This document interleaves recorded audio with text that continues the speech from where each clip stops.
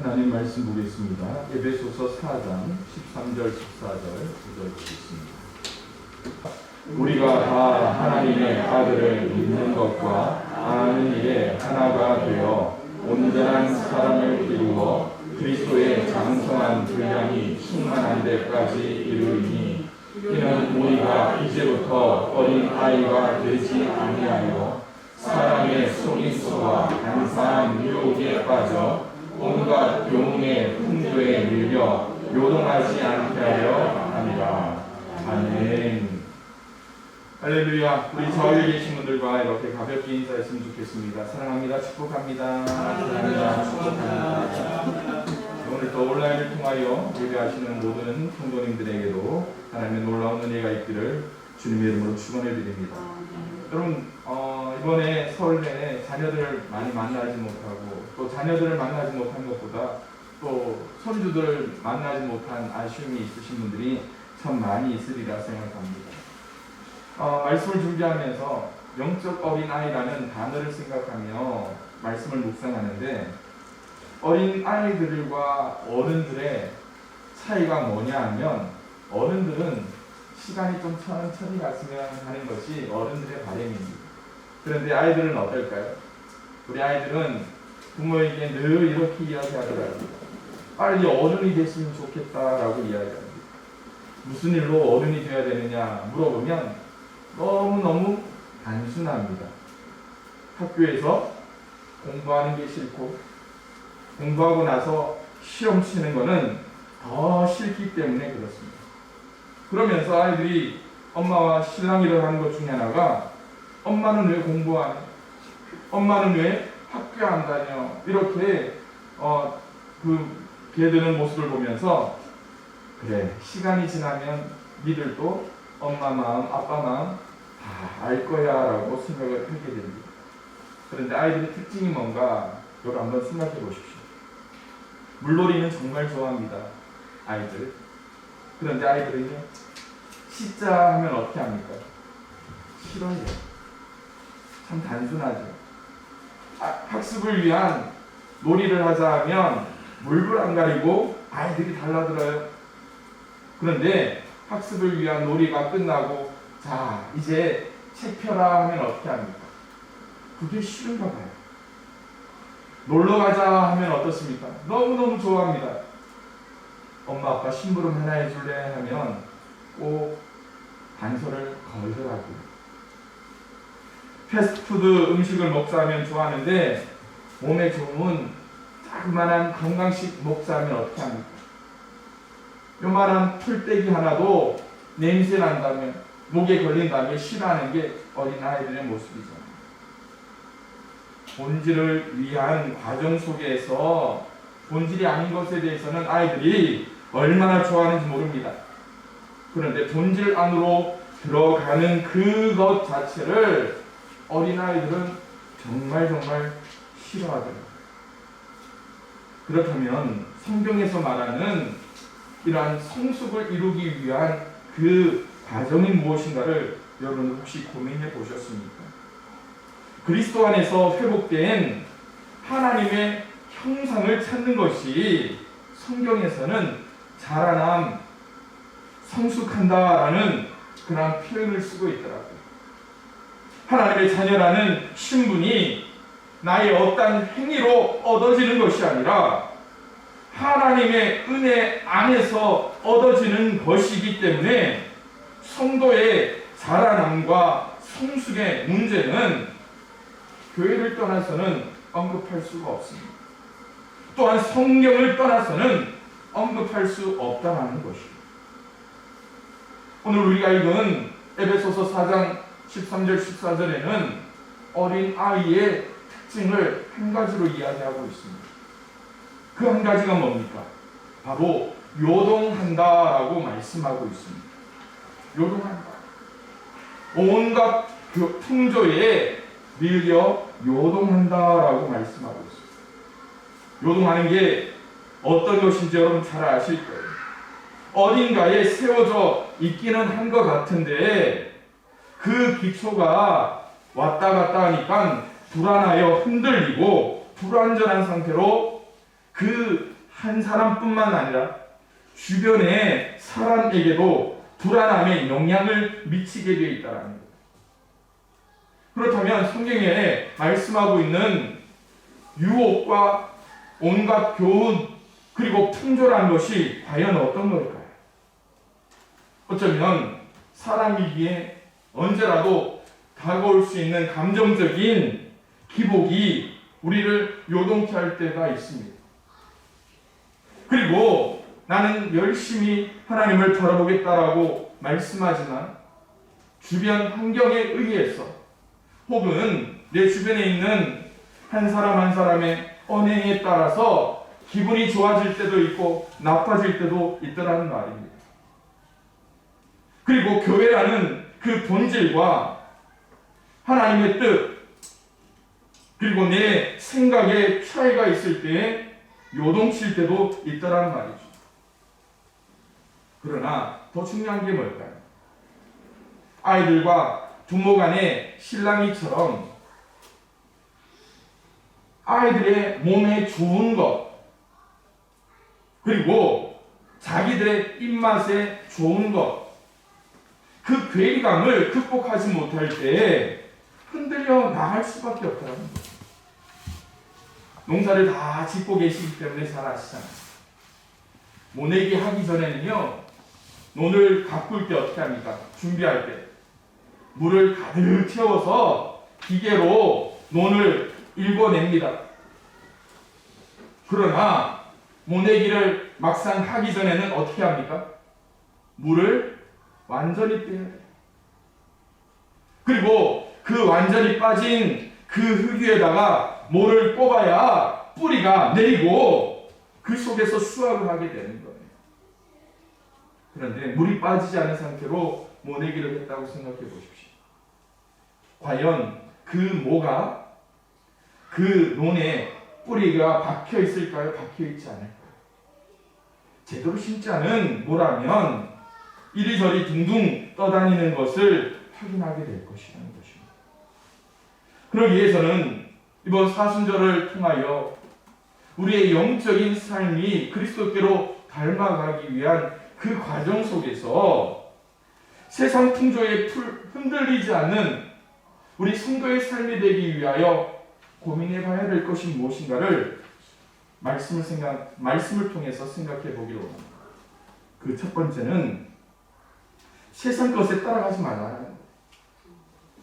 오늘 말씀처럼 세상 것에 따라다니며 요동치지 않아야 된다는 거예요.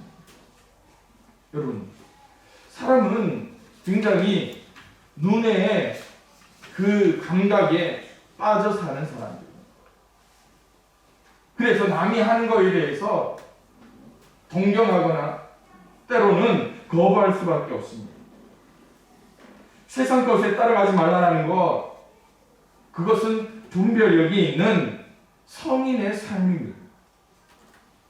물론 성인이라 할지라도, 성숙했다 할지라도 내가 이미 마음 먹은 것에 대해서는 한 번쯤 내 마음이 빼앗기기 마련이에요. 유행 좋잖아요. 남이 예쁜 옷을 사면 똑같은 옷은 아니지만 비슷한 스타일의 옷을 입고 싶어 합니다. 남이 가진 것이라면 어떻게 합니까? 한 번쯤 나도 갖고 싶어 하잖아요. 남이 요즘 트로트를 많이 부른다는데 트로트 부르면 나도 한 번쯤 트로트를 불러야죠. 그런데 이것이 분별력 없는 행동이라면 어떻게 하시겠습니까? 바울 사도는 이렇게 말씀합니다. 너희는 이 세대를 본받지 말고 오직 마음을 새롭게 함으로 변화를 받자. 여러분, 여기서 세대를 본받는다는 것이 어떤 것입니까?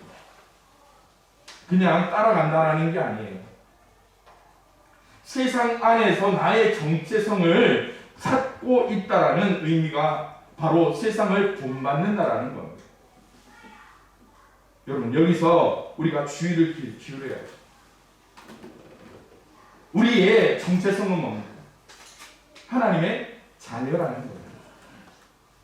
예수 그리스도의 제자라는 겁니다. 교회 안에서 집사님이고 권사님이고 직분자로 하나님께서 우리를 세우셨다라는 거예요. 그렇다면 우리의 정체성을 찾기 위해서는 어디를 향해 나와야 됩니까? 교회예요. 하나님의 말씀입니다. 그런데 우리는 언제부턴가 우리의 정체성을 다른 데서 찾으려고 할 때가 참 많아요. 하나님과의 관계에서 머물지 않고 다른 곳에서 찾으려고 한다. 갓난아이들을 키우다 보면 옛날 그런 말이 있잖아요. 할아버지 품에 안겨서 아이들이 할아버지의 뭘 당긴다고요? 수염을 오냐오냐 하면 어디까지 오른다고요? 어디까지 올라간다고요? 할아버지의 머리 꼭대기까지 올라가요. 영적인 아이들은 사람의 반응을 통해서 자기의 존재감을 체크하는 거예요. 그런데 나의 정체성을 찾기 위해서 세상 가운데 노크를 합니다. 성경에서 세상에 대하여 우리의 정체성은 소금이라 빛이라 이야기하는데 내 안에서 그 반응들을 깨닫지 못하고 나아간다면 어떻게 됩니까? 결국 무너질 수밖에 없고요. 저와 여러분들에게도 공동된 신앙의 모습이 있습니다. 그것이 무엇인가 하면 인격적으로 하나님을 만났을 때가 분명히 있을 거랍니다. 그때가 언제입니까? 아마 내 인생에 크나큰 전환점이 생기는 때예요. 하나님에 대한 발견을 하고 또 말씀을 읽을 때에 눈물이 나고 찬양을 들을 때라도 내 심령에 떨림이 있었던 그때가 아마 여러분들에게도 있었을 것입니다. 그런데 여러분, 그때 우리는 그런 고백을 할 때가 참 많아요. 세상을 다 가진 느낌이라. 왜? 하나님께서 내 편이 되시기 때문에. 그런데 여러분, 하나님이 내 편이 됐던 그때가 언제인지 아십니까?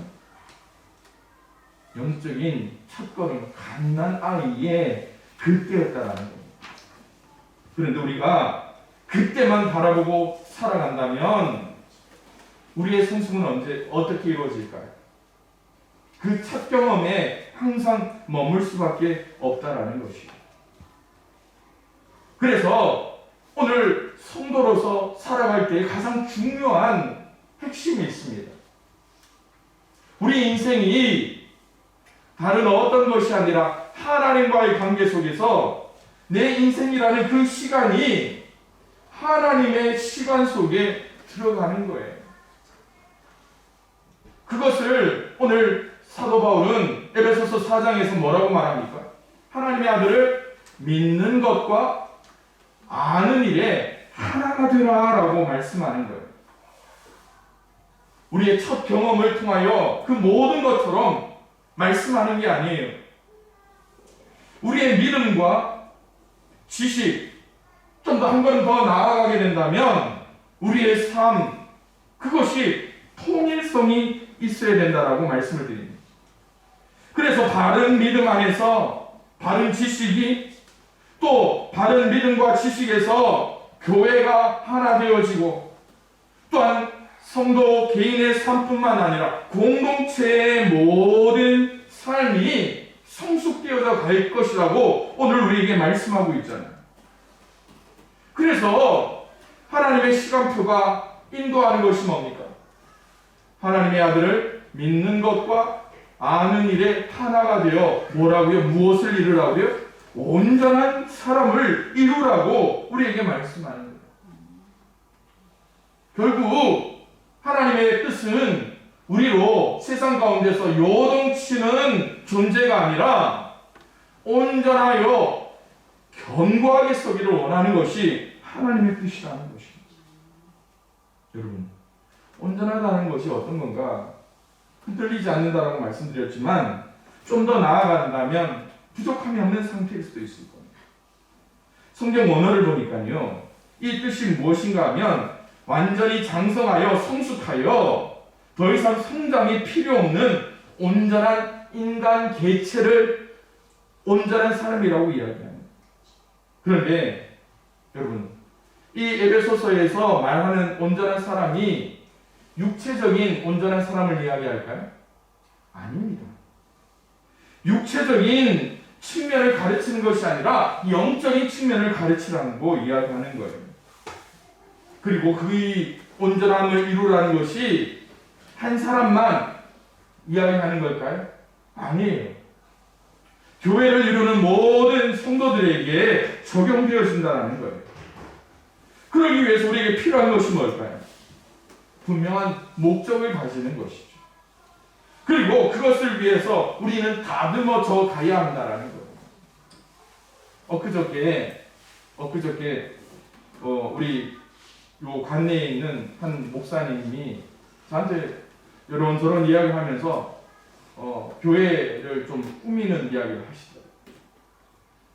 하시더라고요. 그래서 목사님 무슨 일 하시는데 이야기합니다. 교회 마당에 아름드리 은행나무가 2그루가 있습니다. 우리 교회가 아니고요. 저희 이웃 교회입니다.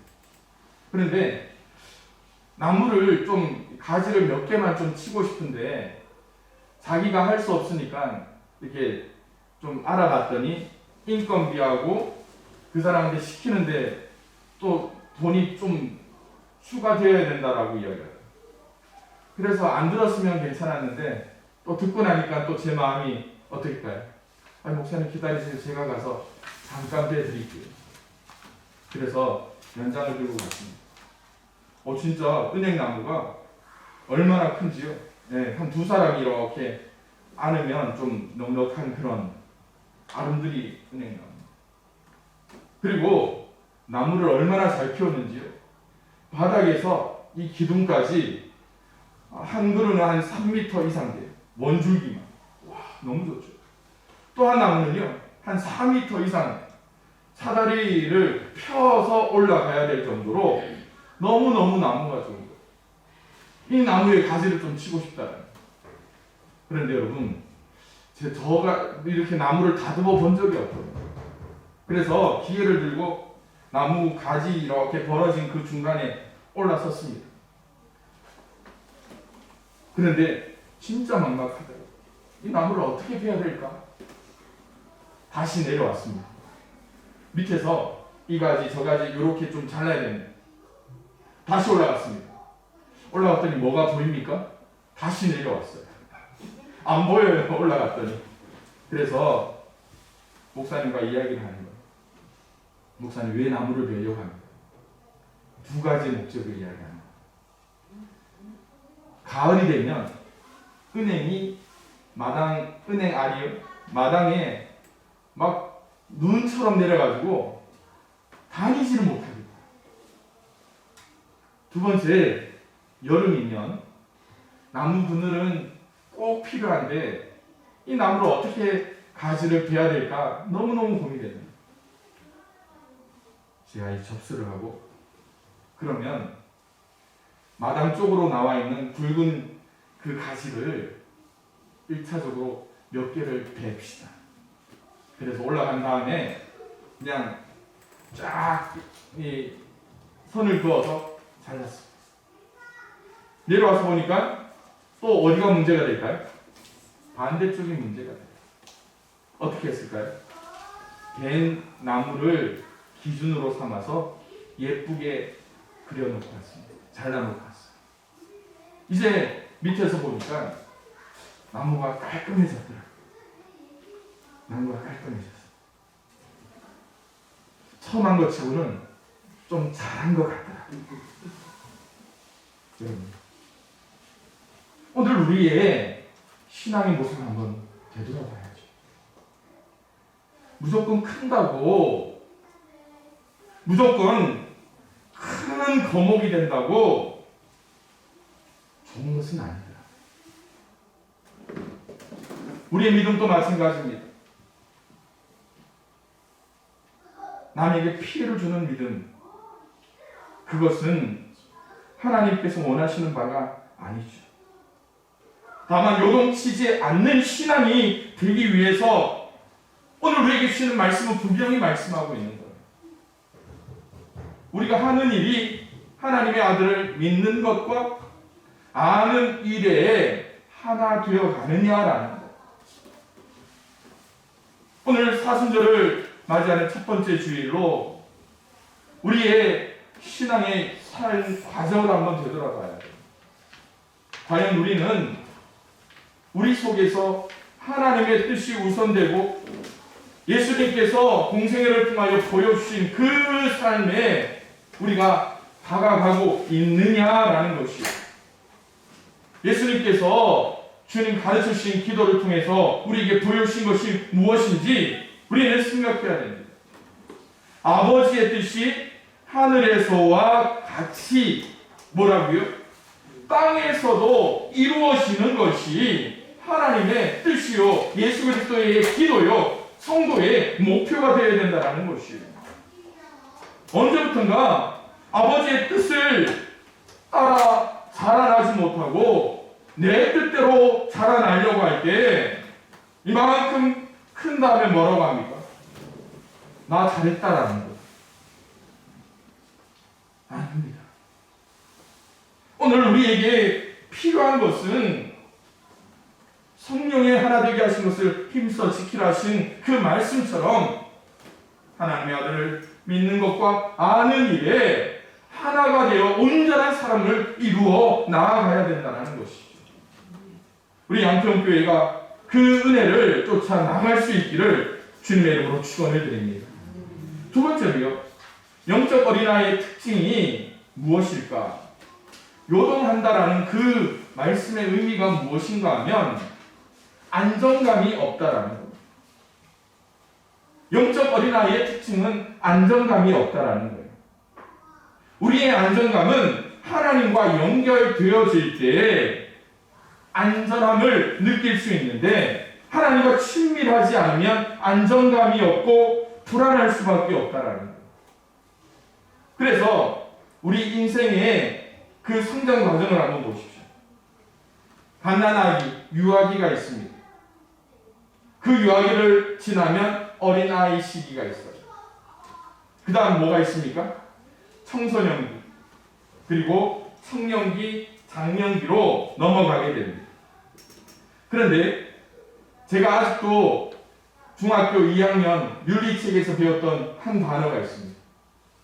청소년 시기, 어떤 시기라고 이야기할까요?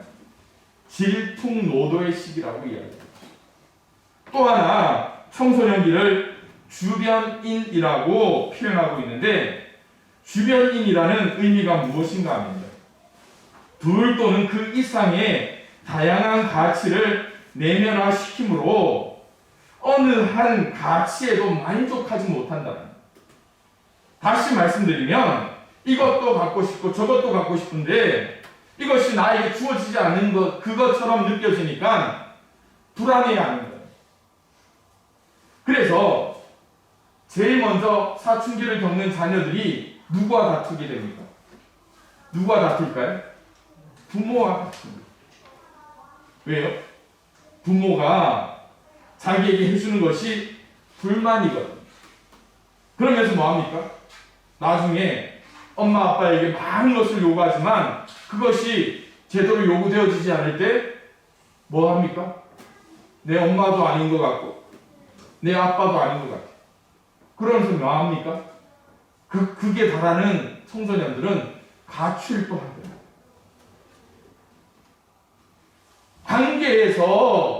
관계에서 매이지 못하니까, 흔들리니까, 불안정하니까 뭐 하게 됩니까?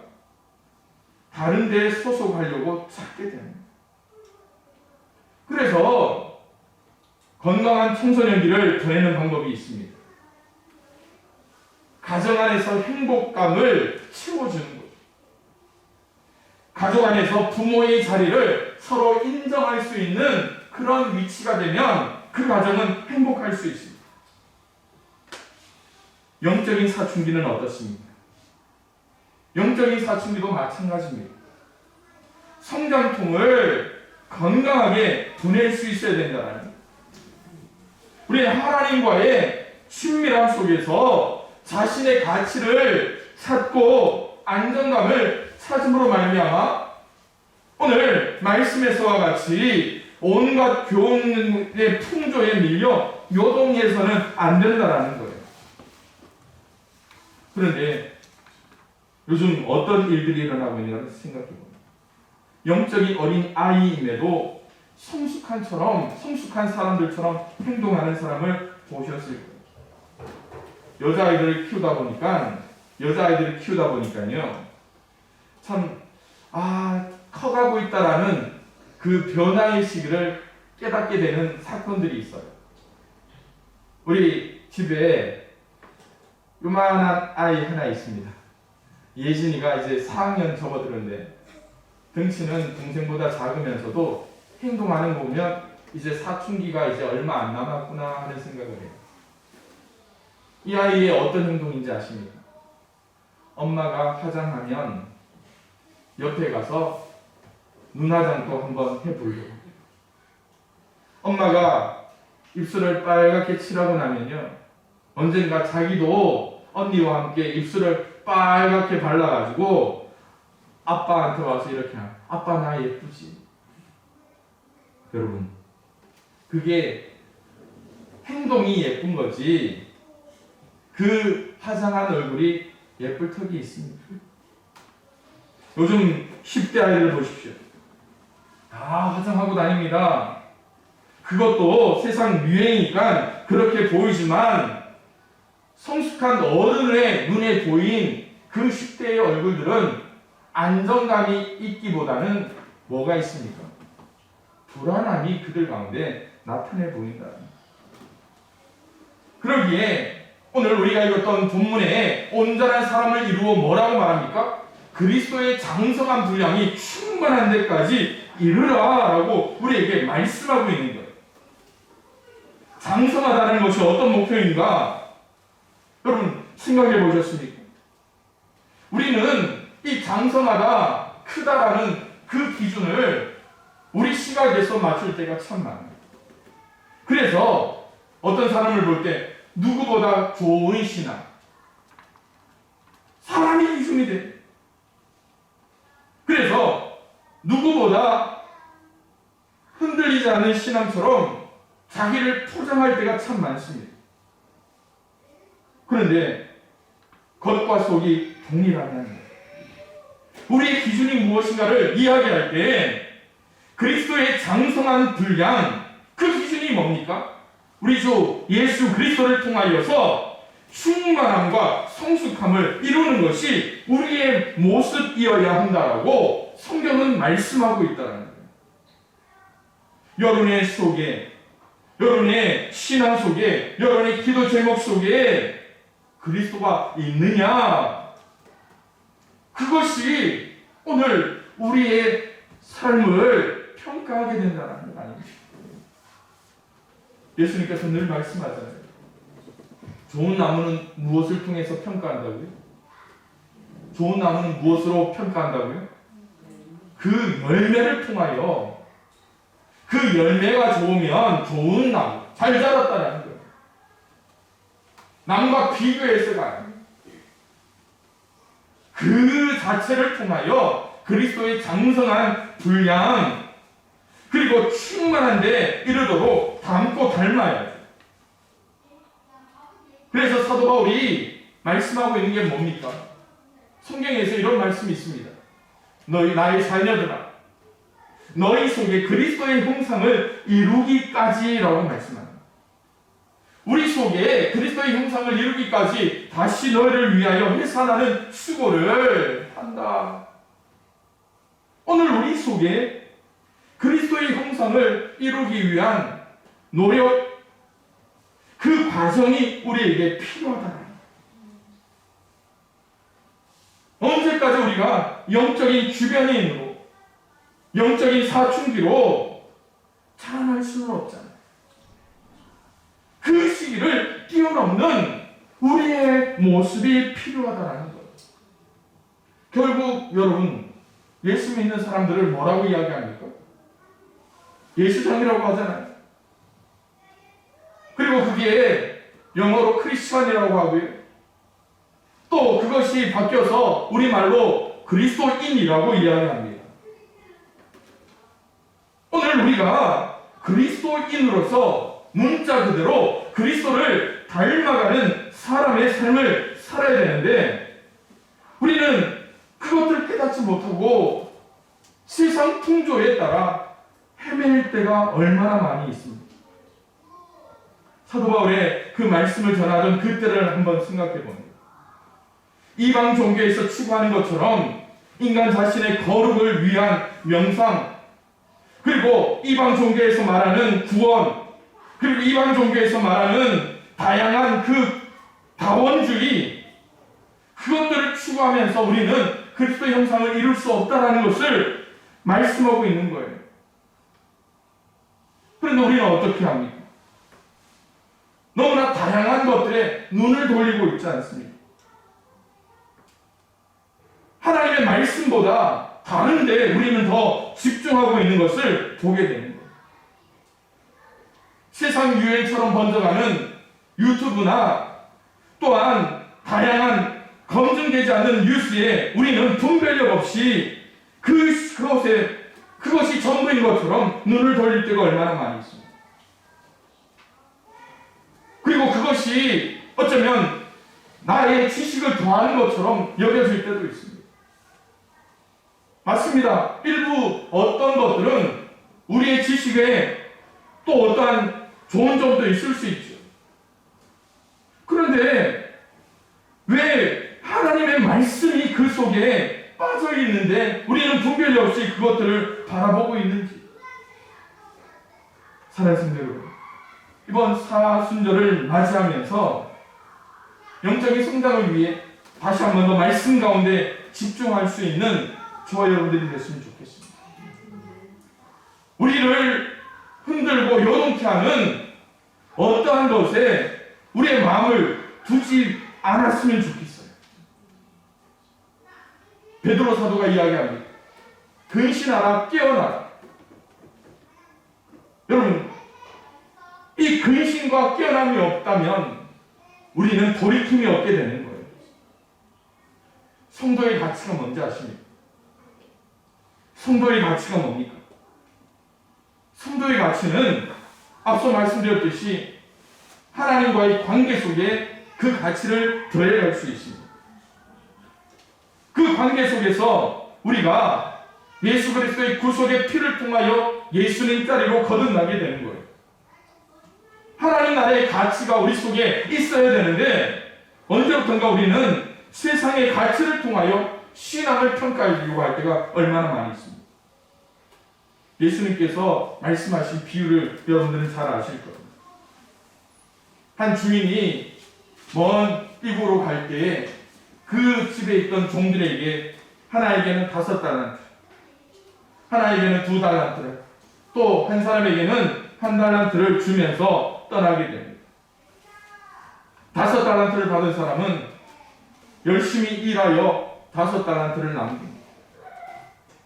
2달란트를 받은 사람도 역시 2달란트를 남기게 됩니다. 그런데 1달란트를 받은 사람은 어떻게 됩니까? 그 스스로 주인을 평가하며 그가 받았던 돈을 땅에 묻어주고 그냥 안일하게 지내게 됩니다. 그러면서 그 스스로가 잘한 것처럼 평가하고 있습니다. 결국 하나님 그 주인이 돌아왔을 때 5달란트, 2달란트 받은 사람에게는 뭐라고 이야기합니까? 착하고 충성된. 1달란트 받은 사람에게는 뭐라고 이야기합니까? 악하고 게으른 종이다. 그 악하고 게으르다는 그 의미에는 어떤 의미가 있는지 아십니까? 살아나지 못하고 영적 어린아이, 간단 아기의 상태에 머물러 있다라고 판단하고 있다는 것이죠. 저는 우리 양평교회 모든 성도들이 5달란트를 받아 5달란트를 남길 수 있는 성숙한 그리스도인이 되었으면 좋겠습니다. 2달란트를 받아서 2달란트를 남길 수 있는 착하고 충성된 하나님의 그런 사람이 되었으면 좋겠습니다. 여러분의 삶을 통하여 하나님께서 보이시는 그 영적인 가치가 얼마나 무궁무진한데 우리는 아직도 이 제자리에 서서 요동하며 세상 풍조, 세상 유행 것에 넘어지고 있는지. 그러기에 오늘 우리를 통하여 말씀하시는 그 하나님의 그 은혜의 말씀을 따라 우리가 날마다 하나님께 나아갈 수 있는 저와 여러분들이 될 수 있기를 주님의 이름으로 축원을 드립니다. 우리 마지막으로 에베소서 4장 13절 14절 우리 함께 읽고 함께 기도하는 시간 갖기 원합니다. 함께 읽습니다. 시작. 우리가 다 하나님의 아들을 믿는 것과 아는 일에 하나가 되어 온전한 사람을 이루어 그리스도의 장성한 분량이 충만한 데까지 이르리니 이는 우리가 이제부터 어린 사람의 속임수와 간사한 유혹에 빠져 온갖 교훈의 풍조에 밀려 요동하지 않게 하려 합니다. 아멘. 기도하겠습니다.